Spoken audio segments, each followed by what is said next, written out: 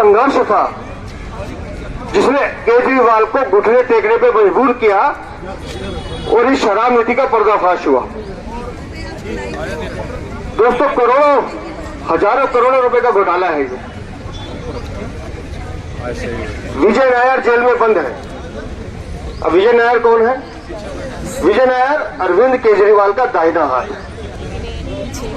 आपको हैरानी होगी सुन के कि विजय नायर रहता कहां था?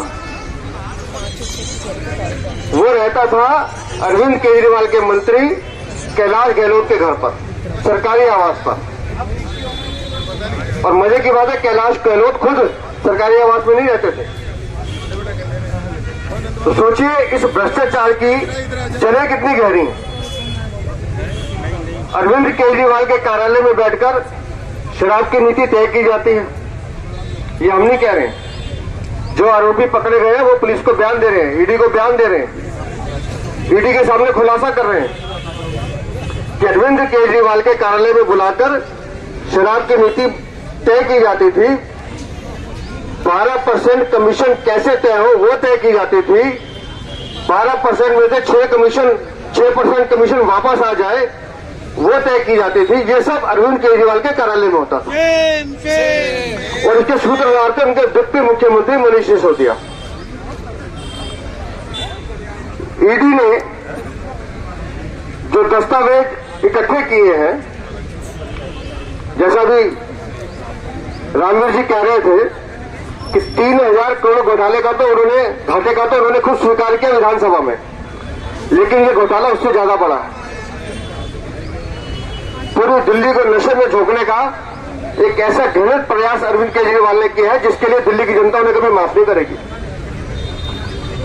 दोस्तों, इस घोटाले में पूरी की पूरी सरकार इसमें संलिप्त है और अरविंद केजरीवाल अपनी जिम्मेदारी से बच नहीं सकते।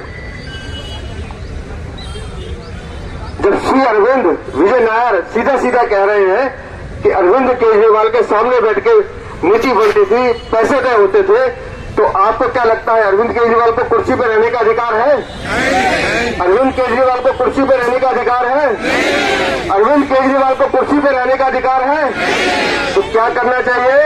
अरविंद केजरीवाल को इस्तीफा, अरविंद केजरीवाल को इस्तीफा, अरविंद केजरीवाल को इस्तीफा। लेकिन अरविंद केजरीवाल इस्तीफा देंगे नहीं, क्योंकि उनमें नैतिकता नाम की चीज नहीं है।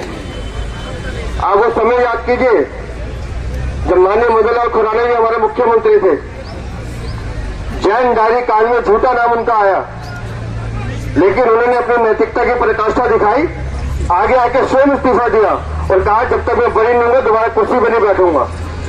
और वो जब बरी हुआ दोबारा वो आए, लेकिन अरविंद केजरीवाल इतने दूर थे, इतने चालाक हैं, ये इस्तीफा नहीं देंगे तो हमें क्या करना है?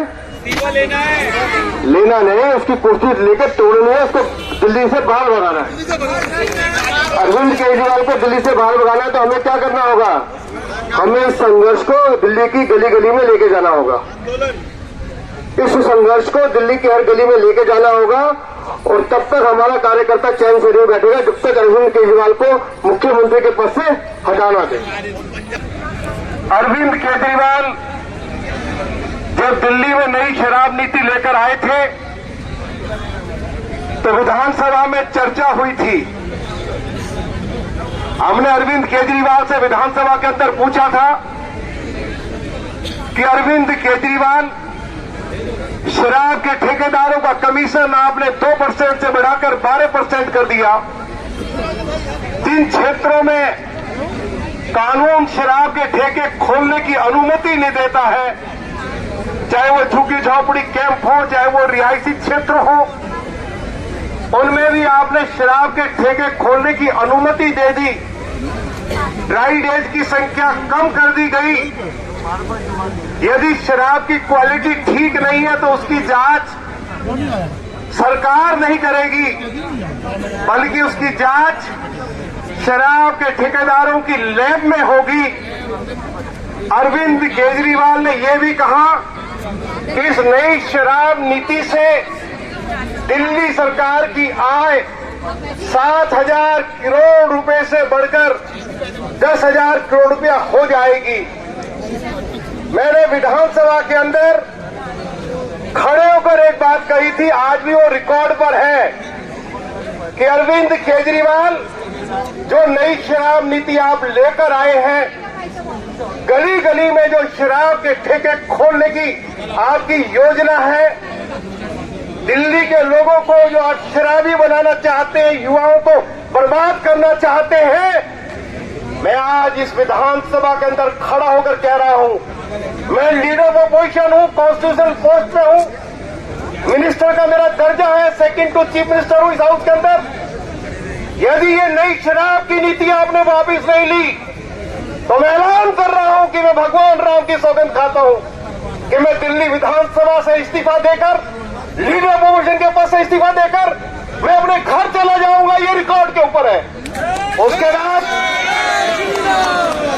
दिल्ली प्रदेश भारतीय जनता पार्टी की लीडरशिप ने फैसला लिया कि अरविंद केजरीवाल की सरकार के खिलाफ जोरदार आंदोलन शुरू किया जाएगा।